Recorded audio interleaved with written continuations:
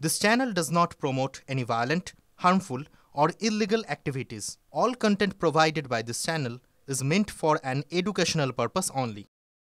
অশিক্ষিত চেয়ারম্যান সেই চেয়ারে বসে আছে, চুরির টাকায় যাদের চাকরি দিল তাদেরকে কোনো রকম টার্মিনেশন লেটার না দিয়ে আমাদেরকে বের করতে চাইছে, একটা বিভাজন করতে চাইছে।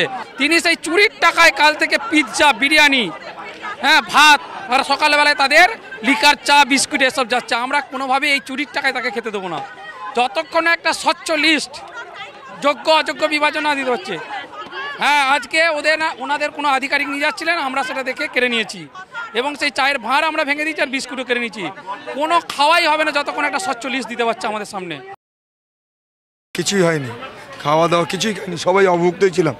প্রশাসন তো জলের ব্যবস্থাটুকু করতে দিচ্ছিল না, তাও ডাক্তারবাবুরা আমাদের জন্য জল দিয়েছেন, আরও কিছু স্বেচ্ছাসেবী সংগঠন পানীয় জলের ব্যবস্থাটা করতে পেরেছেন।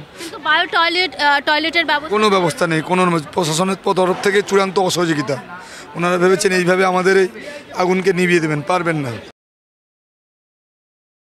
আমাদের কর্মসূচি এখনো চলবে যতক্ষণ না আমরা এর বিচার না পাবো। যোগ্য অযোগ্য লিস্ট আলাদা করার কথা ছিল, সেটা এখনো এসএসসি আমাদের দিচ্ছে না, ততক্ষণ আমাদের কর্মসূচি আন্দোলন চলবে। কাল থেকে আমরা এখানে বসে আছি, খাওয়া দাওয়া সব ছেড়ে, ঘুম ছেড়ে সারা রাত জেগে আমরা এখানে আন্দোলন করে যাচ্ছি।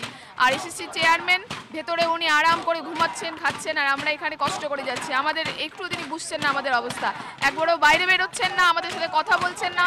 আমাদের যে ডিমান্ড, আমাদের যে লিস্ট, আমরা শুধু লিস্টটাই চাই, যোগ্য অযোগ্যটা আলাদা করে দিই, সেটাই দিতে পারছেন না। আমরা এইভাবে আন্দোলন চালিয়ে যাব যতক্ষণ না আমরা পাচ্ছি। এইভাবে আমাদের আন্দোলন চলবে চলবে চলবে। আমাদের প্রপারলি যোগ্য আর অযোগ্য লিস্ট দিতে হবে, যেটা ওনারা বলছেন যে 4 থেকে 7 পর্যন্ত ওনারা টেন্টের বলে রেখে দেবেন, সেটা আমরা মানছি না।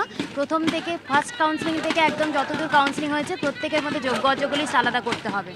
চাকরি পাওয়ার পর অ্যাপয়েন্টেড টিচারদের কাউন্সেলিং হিসাবে আর ট্রিট করা হয় না।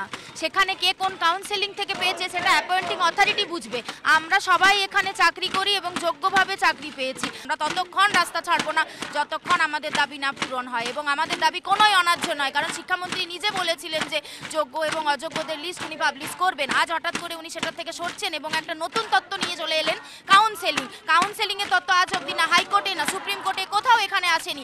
এগুলো জোর জবরদস্তি এবং এগুলো প্রতিষ্ঠিত হওয়ার পরেও এই জাতীয় জিনিস ষড়যন্ত্র বলেই আমরা মনে করছি।